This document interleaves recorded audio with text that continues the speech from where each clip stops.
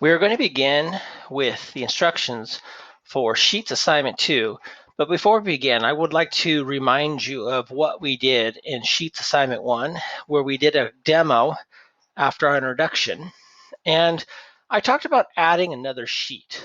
Now, this is not something you're going to be doing on your assignments, but I do want you to learn the skill. So basically, to add a new sheet, what you would do in the lower right left-hand corner, there is a plus symbol, and you would press Add Sheets. And in doing so, you have a new sheet, and I can rename the sheet. So for instance, I can rename it. And for your assignments, you're renaming it for with the name of the spreadsheet title. In the spreadsheet title for the new spreadsheet or the demo spreadsheet that I'm doing with you, I would rename it Miller Inc. Supplies. And then we would do it. So with that being said, this is the new spreadsheet that we're doing. Please note that we have Miller Inc., the first one, and Miller Inc. Supplies.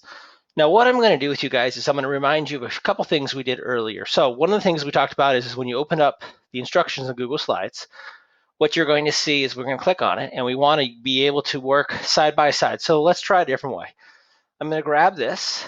That is the spreadsheet that I want to work on. It should be a blank spreadsheet, which you opened up, and throw it to the side.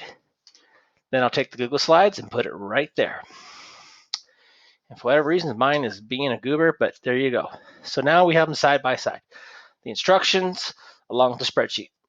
Now, as before, what you'll be doing is you'll be creating the spreadsheet. We're going to zoom in here like I did earlier. And you're going to create this spreadsheet, the snowboarding spreadsheet. Now you have the option to, once again, you can either print out this or just use it side by side, and you can get a copy of the spreadsheet as you see it. They will be editing as you go along. That includes the shaded areas and the borders. So as we go on to step the formula, sorry, I went too fast. The formula, we're going to do a couple things. Now, this is the part I'm going to go over with you guys real quick, and I left you a few hints to try to help you out here. So first, we talked about create the given spreadsheet and use the formulas for the shaded areas. So the shaded areas aren't there just to show you how to shade. They're actually there to help you know where and when to shade. So in this, you have a few formulas. For instance, we're going to calculate percent of markup, calculate total sales, calculate total cost, calculate total profit, which is what is left here. So let's figure out how to do this. Now, let's go down here, and I want to remind you, we talked earlier about how to add, and we used the A5 plus A6, A7, so you don't have to use the equal sum. Remember, you can add. And I also talked about subtracting, same concept. How to multiply without the command of A1 times B1, and also divide. Because we're going to be using some of these skills throughout this, and so I want to make sure you remember that. And this is also on the instructions, so if you get lost or something you don't remember how to do, you can always come back. But let's go look at this real quick here, and we're going to calculate the percent of markup. So it talks about, it uses column headings. So I'm going to explain to you what that means. So remember, column headings are item, wholesale price, retail price, percent of markup. All those are column headings. So it says this. You're going to figure out each snowboard by multiplying the wholesale price, by subtracting the wholesale price from the retail price, then dividing by the wholesale price. It's like a lot of information. So let's do this in a way that you can understand. So I gave you a hint. I said equals parenthesis, because that does help. Because remember, this is order of operations. We want to subtract before we divide. The retail price minus the wholesale price divided by the wholesale price. So what does that look like? It's going to look like this. Equal retail price, which is cell what? C5. So C5 minus the wholesale price, which is B5. And those parentheses shift 0 divided by the wholesale price, which is B5. And when you hit enter, you'll get that number there. Now, I formatted this beforehand on purpose so that you can see what the formatting should look like. So that's just basically something you should look like. So as you're doing these, make sure you go back to that example, and that example is right here under the hint. But remember, you're not typing in wholesale price or retail sales price, you're typing in the cells that go underneath it. Moving on to the next item, which is called total sales. Total sales is right here. This is for each by multiplying the retail sales by the number of boards. So once again, we're going to multiply. Going back to your notes, how do we multiply without using like equal product? Well, I could take right here, equal a cell times a cell. So let's go back here again. Let's see right here. So it says total sales is the retail price times the number of items. So we're going to say equal, oops, wrong place, sorry. The equal, the retail price, which is C5, you know, this is highlighted, little star symbol, now you can use Shift 8 for that. And the number of boards is an E5. So E5. And that would represent how much money we made by selling those items. In this case, we're selling cabbage, but for the assignment, it's going to be basically based upon snowboards. We're just making it for cabbage. Then we get to total cost. Now, total cost is going to be, we're also going to do something else. So it says here for total cost, we're going to multiply the wholesale price times the number of boards.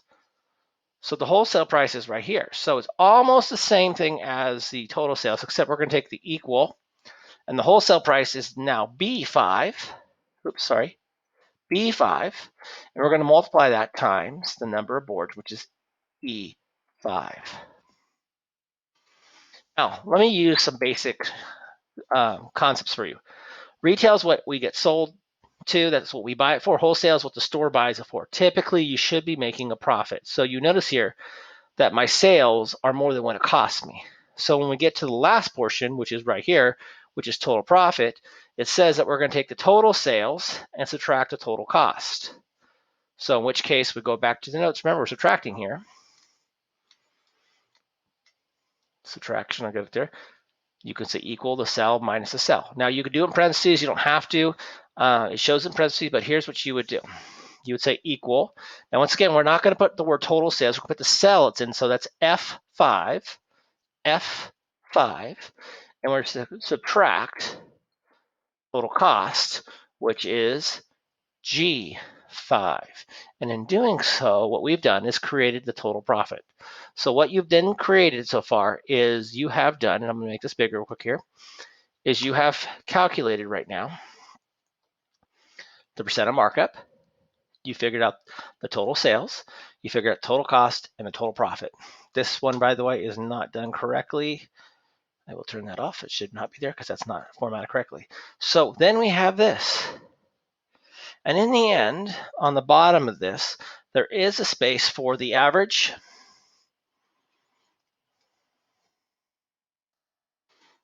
the highest, and the lowest.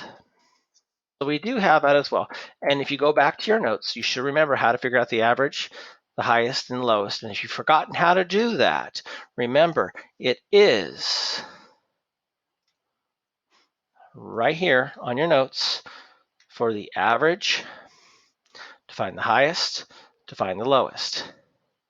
Those things I'm not going to go over again, but hopefully you remember how to do this. Make sure you read the instructions as you're going through it. In fact, really quickly, I'm going to show you the instructions, and if you already understand and you want to move on, that's fine, but this is for people who would like a little more extra help. Make sure you read the formatting instructions. It talks about renaming the spreadsheet so your name is on the upper left-hand corner, how to change the name of the sheet. Remember, the spreadsheet title, which is called snowboarding. There was a hint for you there. Merging in center. If you forget how to do that, go back to the intro video. The column headings, and it tells you which one's the column heading. You're supposed to bold and center it. Change the number format of the percent of markup to percent style. So remember, some of these things that I'm asking you to do, I actually have already done for you so you can see a working example of these. The other thing I asked you to do was underneath the number of boards. I said general format. That means you don't have to do anything to it. You just leave it alone. And then changing these to accounting style. Remember, when you put your mouse over the dollar sign, make sure it says accounting style. It may say currency style. You got to make sure you pay attention. And then resizing the columns if needed, and then adding the borders, and then changing the print setup. All this stuff we went over in the intro assignment. Make sure you go back to that if you forgot how to do that. And that is all you need to know for Sheets assignment number 2.